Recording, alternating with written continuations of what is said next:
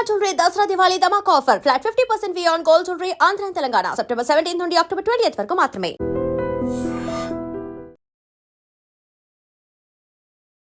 అయ్యో ఎంత కష్టం వచ్చిందో ఏమో. నోటికి ప్లాస్టర్ వేసుకుని ఊపిరాడకుండా బలవంతంగా ప్రాణాలు తీసుకుంది ఓ విద్యార్థిని.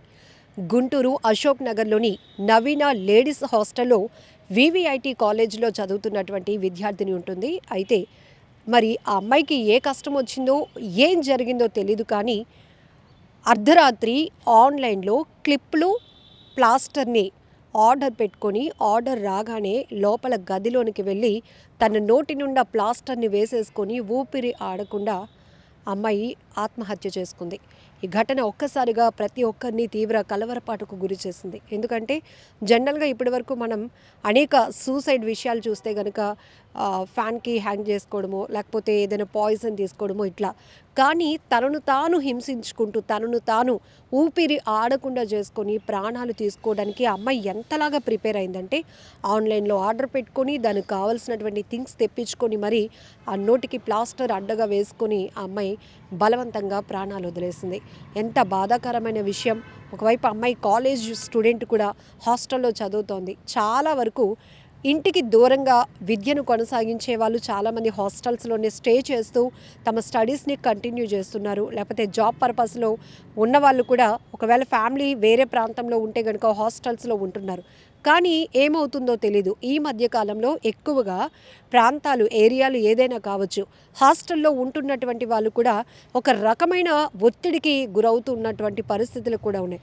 కొన్ని చోట్ల ప్రేమ వ్యవహారం కావచ్చు, అప్పుల బాధ కావచ్చు, లేకపోతే నా వల్ల తల్లిదండ్రులు నా చదువు కోసం అప్పుల పాలవుతున్నారు, నా వల్ల నా తల్లిదండ్రులకి భారంగా మారుతున్నాను అనే ఆలోచనతో కొంతమంది సూసైడ్ నోట్ రాసి, లేకపోతే హెల్త్ బాగోలేదు, నేను ముందుకు వెళ్ళలేకపోతున్నాను, నేను చదువుకోలేకపోతున్నాను, ఇక్కడ ఉండలేకపోతున్నాను అనే ఆలోచనతో మరికొంతమంది తల్లిదండ్రులకి దూరంగా ఉండలేక, లేకపోతే ఇక్కడ ఉంటున్నటువంటి కాలేజ్ అట్మాస్ఫియర్ బాగాలేదనో ఇలా రకరకాల కారణాలు చెప్పి మరీ సూసైడ్ చేసుకుంటున్న వాళ్ళని చాలామంది యువతని చూస్తుంటే, ఇక్కడ కొంతమంది తమను తాము హింసించుకొని బలవంతంగా ప్రాణాలు వదిలేయాలి అనుకోవటం మరింత బాధాకరమైన విషయం.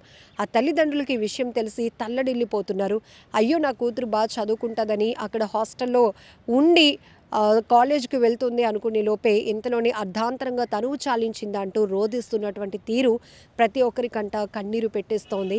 ఈ ఒక్క ఘటనే కాదు, ఈ మధ్యకాలంలో ఈ ఐఫోన్లు కొనివ్వలేదని, బైకులు కొనివ్వలేదని, బర్త్డేకి ఫ్రెండ్స్కి పార్టీ ఇస్తానంటే దానికి కావాల్సిన పాకెట్ మనీ ఇవ్వలేదని, ఇలా లేకపోతే ఇష్టమైన ఫీల్డ్ వైపు నన్ను వెళ్ళనివ్వటం లేదని, సినిమాలంటే ఇష్టం అటువైపు వెళ్తానంటే మా ఇంట్లో ఎవరు ఒప్పుకోవటం లేదని, ప్రేమ వైఫల్యం అని, వన్ సైడ్ లవ్ అని, లేకపోతే లవర్ వేరొకరితో వెళ్తోంది అనే విషయం తెలుసుకొని తట్టుకోలేకను, ఇలా కారణాలు ఏమైనా కావచ్చు. అలానే చదువు కొనసాగించలేక, లేకపోతే ఈ ఒత్తిడిని మేము భరించలేకపోతున్నాం. మరికొంతమంది యువత మరీ దారుణం, సొసైటీలో ఉన్నటువంటి కరప్షన్ని తట్టుకోలేకపోతున్నాం, పోటీ పడలేకపోతున్నాం ఈ సొసైటీలో, అందుకని చనిపోవాలనుకుంటున్నామని సూసైడ్ నోట్లు రాసి మరీ అర్ధాంతరంగా తనువు చాలిస్తూ ఉండటం చాలా బాధాకరమైన విషయం. కారణం ఏదైనా కావచ్చు, కానీ సొల్యూషన్ చావు అనుకోవడం మాత్రం చాలా తప్పు.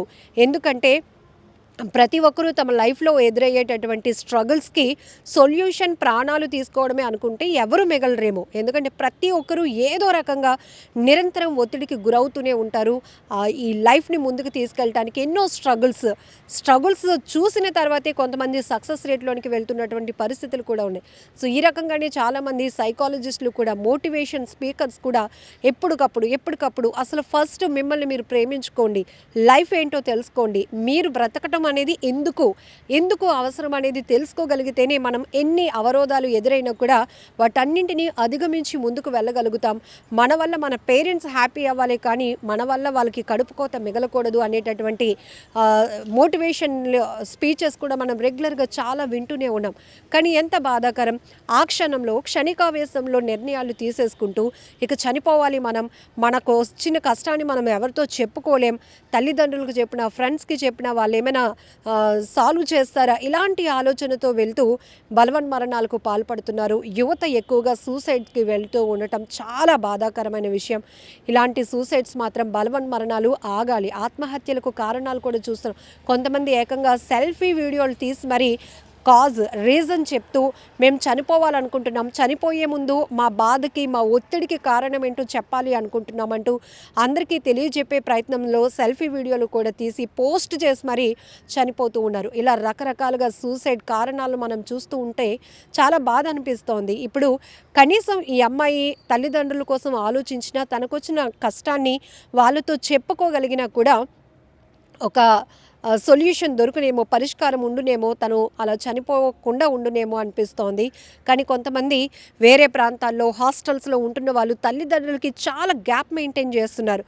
వాళ్ళకి చెప్పినా వాళ్ళు ఏమైనా తీరుస్తారా, వాళ్ళే ఒత్తిడిలో ఉన్నారు, ఇలాంటి ఆలోచన. బట్ కష్టం ఏదైనా కావచ్చు, మనం వాళ్ళకి చెప్పుకోగలిగితే ఒక సొల్యూషన్. ఎందుకంటే మనకి హార్ట్ఫుల్గా మనల్ని మనసుకు హత్తుకొని తీసుకునేది మన బాధ్యతలు చిన్నప్పటి నుంచి మోస్తున్నది వాళ్ళే కాబట్టి వాళ్ళకైనా షేర్ చేసుకోవాలి. లేకపోతే క్లోజ్ ఫ్రెండ్స్ కొంతమంది ఉంటారు, ఇలా జరుగుతోంది, ఏం చేస్తే బాగుంటుంది, నాకు చాలా ఒత్తిడిగా ఉంటుందన్న ఉంటుంది. లేకపోతే ఇంకెవరి వల్లనైనా మనం స్ట్రగుల్ అవుతున్నాము అనుకుంటే పోలీసుల్ని అప్రోచ్ అవ్వచ్చు. ఇలా రకరకాల ఆప్షన్స్ ఉండి కూడా కేవలం వాళ్ళకు వచ్చిన కష్టానికి ఒకటే సొల్యూషన్, అది చావే అని అనుకోవడం మాత్రం చాలా బాధాకరమైన విషయం. ఇది గుంటూరులో ఒక విద్యార్థిని ఇలా నోటికి ప్లాస్టర్ వేసుకుని తనువు చాలిస్తే, విశాఖలో ఒక అబ్బాయి ఐఫోన్ కొనివ్వలేదని తండ్రితో గొడవ పడి మరీ మనస్తాపానికి గురై ఫ్యాన్కి ఊరు వేసుకుని ఆత్మహత్య చేసుకున్న ఘటన తెలుగు రాష్ట్రాల్లోనే కాదు, ప్రాంతాలు ఎక్కడైనా కావచ్చు. సూసైడ్ల కేసులు మాత్రం విపరీతంగా పెరుగుతున్నాయి. అందులో యువత ఎక్కువగా ఉండటం చాలా బాధాకరమైన విషయం.